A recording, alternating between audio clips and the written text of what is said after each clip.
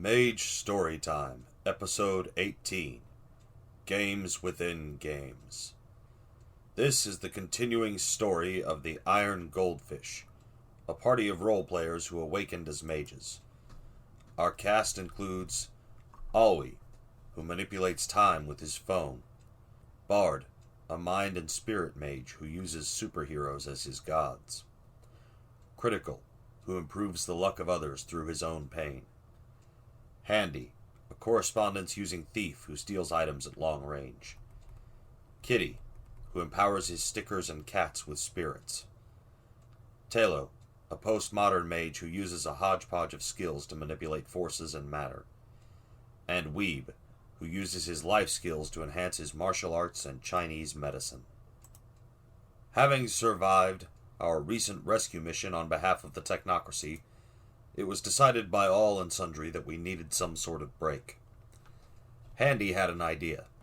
There was a fancy D&D themed bar in Vancouver that he had visited once, and he would love to take us there again. While it sounded like fun, some of us balked at the cost of an international flight, but Handy just offered to take us there using his correspondence magic. Phenomenal cosmic powers, and we used it to save money on airfare. We arrived at the bar, excited to view the place and stoked about our professionally DM'd campaign that we had signed up for. Unfortunately, when we got there, the hostess told us that the DM we had reserved was unavailable.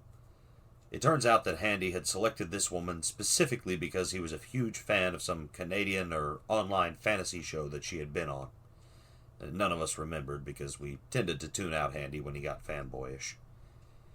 When he found out that his celebrity crush wasn't going to be guiding our party of revelers, Handy stormed off in a huff to the bathroom and didn't come out for a long time. When Alwi finally texted, asking if he had fallen in, Handy revealed that his huff had taken him as far as Cardiff, Wales.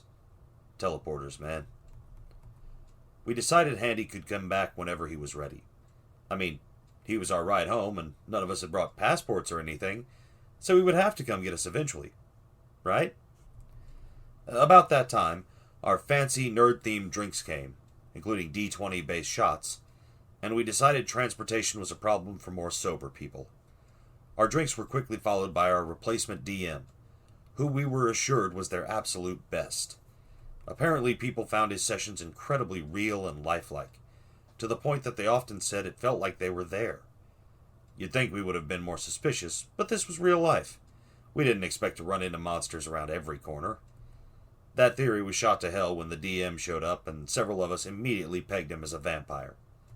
Seriously, he had long, lanky, dark hair, archaic clothing, and milk-white skin. Plus, the very first thing he said to us was, "Oh, great, mages." We were a bit suspicious, but we decided that this place was public enough that we were probably safe, especially as the guy was clearly an employee and most likely wouldn't jeopardize his job so long as everyone stayed cool. Bard asked if he was going to run a Castle Ravenloft game, then wondered aloud if that was racist. The DM was more insulted that we thought he was going to do a pre-made module, however. The vampire DM then sat down and started describing the background. We asked about character sheets, and he told us to trust him and that it would all work out. When we helpfully pointed out how suspicious this was, along with several other comments about his dress and general weirdness, the Canadian vampire gave a heavy sigh and asked, "Are all Americans this difficult to deal with?" "Yes," we answered in unison. "You know what? Fine. No slow build-up. Let's just start." With that, he waved his hands dramatically, causing a burst of smoke, and we all came to standing on a dirt road next to a medieval-type caravan of wagons and people. We started to freak out a bit, but Bard, who had made a spirit guardian contract with one of his more marvelous superheroes, was able to do a little spirit work and figure out that we were in a collective hallucination, not in any danger. Bard's hero said he would watch our bodies, and since we were in a public bar where the vamp was a known employee, we figured he wasn't likely to try anything too sinister. After all, why would he ruin a good gig? We looked at ourselves and saw we were all dressed in the garb of minor merchants and fighters. Nothing fancy, but Tello and Weeb had some light armor to go with the swords, while the rest of us had nicely made, if somewhat drab, clothing. When we started trying to rummage in our packs looking for items, We found them empty, but the disembodied voice of the vampire said we could pull from it whatever would be appropriate for our characters when the time came. We decided to roll with it. The voice told us that our mission was to investigate a dark wizard who was up to some nefarious deeds in the large castle we saw not too far ahead. He told us that we had disguised ourselves as members of the trade caravan and normally wouldn't have trouble with the guards, except that the king had just arrived at the keep for an extended stay. So we would not only have to deal with the local yokel conscript with swords types, but the baron's top troops, and even the king's picked men. We were going to have to figure out some way to sneak past them. We started asking about waiting until the king had left, or maybe joining forces with the wizard, when Bard pointed out that maybe we shouldn't antagonize the DM who was known to drink blood and could transport us into a hallucination. Unless, of course, the comment was really funny. Still, no reason to make enemies when we didn't have to. With that in mind, we followed the caravan into the keep, doing our best to seem nonchalant. We weren't very good at it, but Kitty helpfully kept everyone from noticing us, as they were too busy watching him walk straight into an unaware guard. After the collision was sorted out, the guard asked about an unannounced arrival of a caravan with several armed individuals. We told him we were there to resupply and do some trading, and that the weapons had only been for protection on the road. He seemed to buy the story, especially when Weeb surreptitiously used his matter powers to fill a chest with metal ore and ingots. The guard was happy to see that, as he said there had been a shortage of tools and weapons of late, and he pointed us towards the forge where we could deliver it. "Thank you, kind sir, and may I say what a fine example you are of the gallant men who make our nation so strong," said Weeb, sucking up as best he could. "Whichever nation that is," added a cynical bard. "Yeah, go us! Screw those other guys," responded Weeb. The guard agreed wholeheartedly, and we walked off, muttering dark curses and imprecations against those guys. When we arrived at the forge, Weeb and Critical started lugging the ore over to the blacksmith. Thinking if we were going to try to get information, we would need people to ask, Bard decided to put on a small show. Knowing that music was a portion of his magic, he figured that he should have a lute or something in his pack, which the DM agreed to. Unfortunately for Bard, he didn't know how to play the lute, or any instrument for that matter. But he could sing a bit, and he knew several knightly stories, a product of a nerdy childhood. Plus, he had mind magic, so he could use that to plant a germ of interest in the random hangers about loitering in the vicinity. He didn't draw rock star-sized crowds, but a few people did come over to listen, and Bard telepathically suggested the rest of the party use the opportunity to schmooze. Several of the party did, but Alwi was focused on his own issues. Taking in the medieval setting, Tello thanked her lucky stars that she hadn't been forced to be a princess. Alwi muttered to himself, "I kind of wanted to be a pretty princess." Whereupon we heard the DM's voice chuckle. As the saying goes, if the DM laughs, it's canon, and Alwi suddenly found himself in a bright pink, ornate dress with a long, pointed hat topped with a veil. It clashed a bit with his beard, but Alwi could pull it off. The DM also gave him a small squirrel companion named Chestnut that followed him everywhere, in proper animated princess fashion. Laughing, the DM told us, "I may be literally insane, but you people are crazy." Fortunately, no one seemed to pay special attention to Alwi, although we could hear a few passers-by muttering things about horrible ugliness. But Alwi felt pretty, which was the important thing. While Bard sang, several party members mingled with the crowd, trying to get information. Weeb and Critical, meanwhile, were talking to the blacksmith. They asked what he was making, and he said it was a hammer to replace the nearly broken one he was currently using.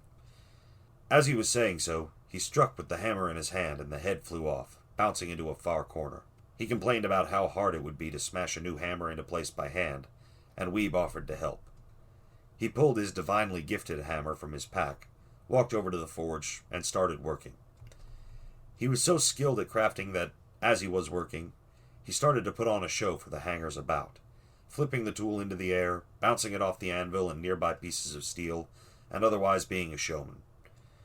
Bard resented this a bit, as some members of his audience started to drift over, but he decided that his minimal music skills, even reinforced by his mind magic, weren't good enough to really compete with someone who knew what they were doing, so he started trying to play in harmony with the percussive beat on the anvil. Between the two of them, they managed to attract just about everyone in the courtyard, including the guards. They finished their performance with a song about tossing a coin to someone, and as Critical posed dramatically and the performers gestured at him, small coins began to plink at his feet. When Bard and Weeb finally finished the sing-along with the flourish, the crowd had joined in by that time, and Weeb handed the masterwork hammer to the blacksmith, the large man roared in approval and ordered the assembly to the tavern for celebratory drinks. This seemed a good idea, so the party joined along with the crowd. We took the opportunity to start asking questions about any sinister advisors or shady people that might be around the king. No one knew anything about that, but several did tell us some interesting facts about the guards, while a few ladies-in-waiting offered to help Aoi improve his dress, and maybe trim his beard. Aoi didn't respond well to these offers, tearing his dress's neckline to further show off some hairy man-cleavage. We heard the DM sigh heavily, and magically no one seemed to pay Aoi any more attention. When we reached the tavern, we discovered that the beer was far from good, but it was at least plentiful. The food defied description, however. Only one or two of the party were able to keep it down, but when Kitty went into the kitchen to fix it with the spices he found, he ended up setting the grease, the primary flavoring, on fire, and assistance had to be called to put the kitchen out. We were cordially disinvited from remaining in the tavern at that point, but we had gained a bit of info. The baronial guard weren't allowed into the keep proper where the king was, so they had no way of knowing who was or wasn't a member of the king's guard. And apparently the king's guard were just as oblivious to the identity of the external guardsmen. We decided to capitalize on their ignorance, and the drunkenness of a few guardsmen who had been in the tavern crowd. We surreptitiously drew several of the guards aside and convinced them that it would be funny to swap clothes with us. While they were busy with besotted laughter, Bard sent a mental impulse causing them to sleep, which they already wanted to do anyway, and we piled them in a dark corner and donned their outfits, though Aoi did protest at losing his princess garb. At least the squirrel came with him, equipped with a tiny helmet. All except for Tello, who decided to take the shorter route and simply stepped partway into the spirit realms, essentially turning herself into a ghost that only those of us with spirit could see or hear. She took great delight in walking through people and giving them the chills. Our disguise is complete. We simply walked up to the guards and grumbled, "Shift change," and they let us through without question. Well, there were one or two questions about the odd timing of the change, but we pleaded ignorance of the ways of knobs, saying we were just doing what we were told. With that and a mind impulse from Bard, the commiserating guards let us go. Once we were inside, we did our best to avoid the elite guards and seem nonchalant. We weren't very good at that, but fortunately there weren't too many guards around. Or at least we didn't see more than a handful as we searched for suspicious activity, and Bard was able to use his mind magic to dissuade the few who bothered to question us. Tello acted as our scout, walking through walls to check what was on the other side of any given door. The only trouble she had was with a cat that it could apparently see her spectral form, and it pawed at what its guard owner thought was empty air for a few minutes, until she gave up trying to befriend it and just left. Before she did, she was able to magically enchant the guard and make him fall asleep. When she informed us that the coast was clear, except for a feline sentinel, Kitty stepped up and provided a treat and belly pets to the small critter. It clawed at him, so we just dropped a small box over the cat, called it an asshole, and stepped around it. Exploring the inner reaches of the keep, we were soon arrested by an odor. It would be best described as someone having crapped their pants before they ran 10 miles, then multiplied by about 50. We sent the invisible, intangible, noseless Tello ahead to investigate the source of the stench. She came back with the information that it came from a room full of approximately 50 orcs. It was basically a mosh pit with a snacks table. We had a long, hard talk about this, considering how well our last encounter with greenskins had gone. Tello was sent back several times to check, and helpfully informed us that these monsters looked a lot smaller and more easily dispersed than the marauder-turned-Xenos creatures that we had fought before. We kept arguing for a while, until the frustrated vampire DM just broke and told us that these were not Warhammer orcs, who were big and scary. They were the typical fantasy RPG sort that was meant to die in droves at the player's hands. This boosted our confidence no end, but we still didn't want to fight a mini horde. Instead, Tello decided to just walk through a bunch of them, hoping to prompt them into a team-killing rage. As she did, a bunch of the monsters started to shiver and look around themselves irritably. But it wasn't until Bard sent a mental impulse of rage through the mob that they started to react overtly to Tello's provocation. Within a few seconds, a general melee had started that, in the end, left only two standing amidst a pile of bodies. We walked in, confident in our ability to take the last pair, and Alwi dropped one of them with a crossbow bolt. The survivor turned on us with a shout of, "You killed my friend!" Bard calmly replied, "Technically, we killed all of your friends. That was us." This gave the remaining orc pause. He decided that he wasn't being paid enough and meekly let us pass to the door on the other side of the room. The door was covered in levers, pulleys, and buttons of all sorts, until the DM audibly reminded himself that we were Americans and replaced it with a single combination lock. We took offense at that and simply decided to smash the door down instead, which we did. America! We were expecting a lot of things when we burst into the next room. Some sort of trap, or guards, or maybe even a mystic barrier of some sort to protect whatever the orcs had been guarding. What we did not expect was 3 giggling little men standing before us. 2 were bald, and all of them looked comically stupid. The real problem, though, was that they looked like Kitty, Alwi, and their older brother, who lived in another state and was still a sleeper. Bard and Weeb, who had known the brothers for over a decade, helpfully identified the last member of the small trio for the rest of the party, and all of us felt a little weird. The dwarves looked at their mage counterparts, while the 2 brothers did likewise, and all 4 simultaneously said, "Damn, I'm pretty." We asked the DM if he somehow knew the 3 brothers in real life, but he claimed the trio were original characters that he had first seen in some sort of vision. We lived in a very strange universe. The short, squeaky-voiced trio started to giggle amongst themselves when they saw us and insisted that, "You cannot pass until you answer our questions 3, said the eldest brother. "That's 3 questions from each of us," supplied the one that looked like Alwi. "3 from each of us and 4 each of you, that is," said the mini Kitty. We all just stared in disbelief, overwhelmed by their chittering inanity. "First," they chimed in unison, "what lives to eat but dies if you give it a drink?" "Fire." "Ooh, good job. What are 2 things you can't eat for breakfast?" "Lunch and dinner." Good. Next. What can you break but never hold?" "A promise." At this point, Bard started to see a pattern emerging and decided that he didn't feel like standing here all day. So he put a question to the little men. "Hey guys, I've got one for you. What do I have in my pocketses?" "Ooh, that's a tricky one," said the dwarves, huddling together to brainstorm. "Is it lint?" "No, it's a loaded crossbow," said Bard, pulling the weapon from his robes and pointing it at the trio. "So how about we just skip to the end?" "That's not a very fun riddle." "Fun for me." The dwarves were more crestfallen than intimidated, and they huffed, "Fine. Kaya, these people are boring." As they hollered, a beautiful elven maiden appeared and lovingly bopped the 3 on the head, saying, "What did I tell you 3 about annoying people with your riddles?" She then turned to us and asked if, perchance, we were wandering around here because we were investigating a dark wizard. Talk about convenient plot points. We said yes, and she told us that there were 3 challenges keeping the wizard separate from us, and that she had had no luck getting past them. Also, since the chamber hindered her magic, it would probably give us a problem as well.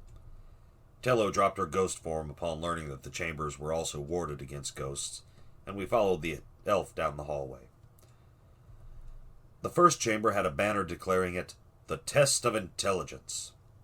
Within, all we saw was a door on the far end of the room with a knocker on it and nothing else. When Tello went up and knocked, a voice shouted, "How rude! Keep your hands off my knocker, if you wouldn't mind." We were a bit taken aback, and Tello asked what she should have done instead of knocking. The voice took offense to that as well, saying a true gentle person wouldn't be so impertinent. We did our best to mollify the door, as we assumed that was what was speaking, and finally Tello asked, "May we go past, please?" At that the door answered, "Of course," and opened for us. Apparently, please really is the magic word. The next room we came across had another door on the far side, with an hourglass suspended from the wall next to it. The legend above the threshold declared it the test of time. A quick look towards the ceiling revealed that it was covered in wicked-looking spikes, and we jumped at the conclusion that this was some sort of trap. It didn't take too long to figure out that the floor was one big pressure plate. As we huddled by the door, Tello pulled a long pole from her pack and, after a few misses, used it to flip the hourglass on the far side of the room. As soon as it turned, the floor depressed a bit and the ceiling started to lower. We figured, based on the speed of descent and the sands moving through the hourglass, that we would have about a minute to cross the room before being crushed. Tello turned the glass again, and we all watched as the ceiling reset itself and began to descend once more. We took a few minutes to experiment before anyone tried to cross, but eventually Weeb started his mad dash across to the far door, with Tello manning her pole and turning the hourglass every time the ceiling got too close to Weeb. Unfortunately, when he got to the door, it wouldn't budge, so he had to race back across the room to the party and safety once more. This time, we let the ceiling hit the floor, and once it did, the door on the far side opened wide while the ceiling, not the floor, locked in place with a loud click. It didn't move when we tested it, so finally we just crossed. Apparently it was more a test of patience? The last room was billed as the Test of Wisdom, and consisted of a single door, on which was hung every sort of key imaginable. We took a long look at it, then decided this dungeon seemed to be relying on outside-the-box answers, so we just reached out and turned the handle. The door opened easily and we walked through. We decided that the wizard who designed this dungeon as a defense was either an imbecile or a genius. We were still debating this point when we came to a large, imposing door at the end of the hallway. We could hear a low voice chanting something eldritch, so we formed up and made ready to storm the room. Alwi cast a time spell to slow down the clock and allow us to react more quickly, so when we kicked open the door, we had ample opportunity to take in the whole room. The only feature in it, other than a strangely soft and purplish floor, was a raised dais, on which stood a figure who pretty much screamed evil wizard. We came to this conclusion because he was wearing black robes with a voluminous hood, was chanting unpleasant sounds, and was standing next to what we immediately recognized as a summoning circle. Alwi raced into the room first, but was overtaken by Kaya, who leapt forward and, with a single stroke, felled the wizard. As he dropped to the ground, the rest of us staggered in our charge, confused by the anticlimax. Then we saw light sparking from the wizard's eyes, and the floor started to move. All of us were in the room except for Tello and the dwarves, who had had the good sense to hang back. But the rest of us had to fight to keep our feet as the floor started to move and shift, unwinding itself in large coils. As the wizard stood, his face took on a scaly countenance and he hissed at us. It seemed to be a thematic change, and we quickly realized the floor was not made of oddly colored stone, as we had initially thought, but was instead the back of a gigantic serpent. As the greater threat made itself known, Bard shouted, "Wisdom of Solomon, strength of Hercules, stamina of Atlas, power of Zeus, courage of Achilles, speed of Mercury!" With that, a lightning bolt burst out of thin air and struck him, and when the dust cleared, we could tell he was possessed by the spirit of his comic book guardian. He didn't have a white cape, but the lightning bolt, bar sinister because he was a bit of a bastard, on his chest was a dead giveaway. He used his newfound power to start punching the floor, which seemed to not to be taking much damage, but was at least annoyed by the treatment. Weeb and Critical did the same, apparently not needing superpowers to inflict damage on the serpent. Show-offs. Kitty ran over and stuck a couple of anime-based cat stickers on them, which caused the pair to bulk up noticeably. After that, each strike, piledriver, and people's elbow that they delivered had a visible effect, causing the floor to writhe in pain, although it still kept moving. As 3 of our party focused on bashing the floor, the wizard was left alone on his dais. He turned and aimed a wand at Tello, throwing a fireball at the person he thought was in charge, as she was the only one clever enough not to charge in but send her underlings instead. Tello used her magically enhanced sword to deflect the blast, but the wizard managed to dodge the return. The only real effect was that a cloud of dust appeared floating in the air in place of the 3 dwarf brothers. We could still hear their squeals retreating at speed down the corridor, so we figured they were probably fine, and maybe a little smarter than we gave them credit for.